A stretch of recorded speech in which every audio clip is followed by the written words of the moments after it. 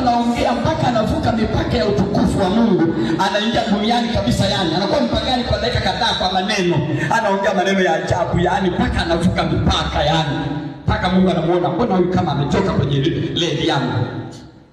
Ndipo laana inaingia. Sasa watu wengi anakuwa anasema mbona naomba, mbona natoa sadaka? Kuna mambo huko nyuma unaharibu mwenyewe. Utakatifu sio mabaka kama kitenge. Utakatifu ni rangi moja. Anasema ni nguo nyeupe isiyokuwa na baka na aina yoyote. Utakatifu sio kama nguo yangu kwamba ina strips. Ni kama nyeupe. Kama blue. Ndio maana Mungu anasema kama umeamua kuwa baridi, yani mwenye dhambi ujulikane moja. Kama umeamua kuwa mtakatifu, ishi maisha matakatifu ya kumpendeza Mungu. Sio ukigeuka ukuta watu wanasengenya domo, ungeuka ukuta watu wanacheka mtu na unacheka, ungeuka ukuta watu wananung'unika na unanung'unika, ungeuka ukuta hivi na hivyo, ukigeuka ukuta wanaomba na unaomba. Usiwe wana hiyo, uwe na rangi moja. Ndio maana Mungu anasema kama ukiamua kuwa moto, uwe moto. Na usiwe mtu ambaye yani huna fikra nzuri na Mungu. Kuna watu wenye haraka. Biblia imetuwekea wazi kila kitu. Inasema usifanye haraka kuondoka mbele za uwepo wa Mungu. Anaonya kabisa katika Zaburi. Anasema usifanye haraka kuondoka mbele za uwepo wa Mungu.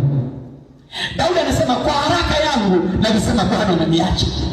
Kumbe hapana. Kwa haraka sio nzuri kwenye jambo lolote.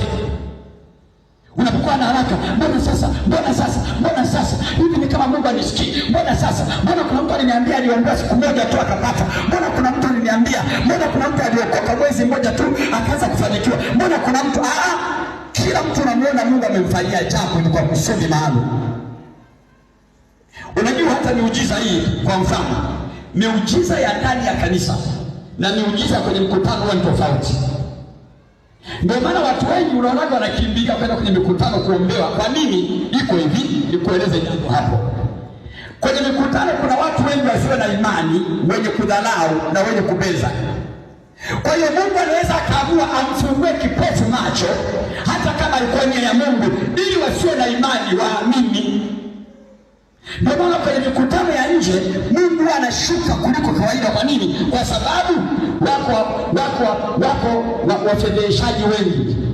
Kuna wanaokuja tu mkutano waseme twende tuone kama vipofu hao wataona. Kuna wanaokuja anasema twende tuone kama vilema watatembea. Kuna wanaokuja kusema twende tuone kama anajua kuhubiri.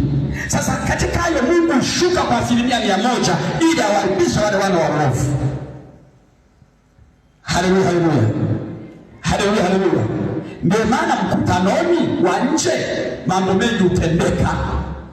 Sasa kuna mtu anasema nilienda mkutanoni pale, kuna mtu alitembea kipofu aliona pale. Mungu hutenda baadhi ya miujiza kwa kusudi maalum. Na ndio maana kuna mwingine anaweza akaenda mikutano hata 10 hajawahi kupona hata mmoja. Hiyo pia ipo. Mungu anachoangalia ni tumaini lako umeliweka kwa nani? Tumaini lako liko wapi? Nani ambaye wewe umemwekea tumaini? Mungu anaangalia, je, tumaini lako liko kwake? Je, unamtumaini Mungu kwa moyo wako na kwa akili zako? Amen. Ndio nakwambia, hiyo ndio dawa ya wokovu, kukupatia matunda mazuri. Na ndio maana mtu anasema kuna wale wanafunzi 72 waliwaita kuondoka wakamwacha Yesu. Kwa nini waliondoka? Walikuwa na haraka. Walipokuja kupokea maneno Mafarisayo wakaharibikiwa kabisa. Amina. Kwa hiyo angalia jinsi unavyoenenda katika maisha yako, imani ya kila siku. Si unataka matokeo? Unataka Mungu akutendee mambo makubwa ya kupita fahamu za kawaida. Angalia unavyoishi kila kuitwapo leo. Angalia maneno yatokayo kinywani mwako. Angalia mawazo yaliyo ndani ya moyo wako. Angalia nia iliyo ndani yako. Amen, watu wa Mungu. Na jambo lingine, namna gani unavyojali mambo ya Mungu. Unajua kuna watu wanaishi mambo ya Mungu ni ziada. Mwingine anaona nikishafanya shughuli zangu nikamaliza, nikaangalia nina kazi gani saa hizi, sina kazi, nimaliza zote. Hebu leo ngoja niende kanisani nikapunguze mawazo, nikasikilize kwa neno. Mungu ukienda naye kwa staili hiyo utapata hakika. Mungu anahitaji watu waliojitoa. Ukiingia kwenye imani umejitoa kabisa, yani nakwambia wewe umejitoa kwa ajili ya Mungu.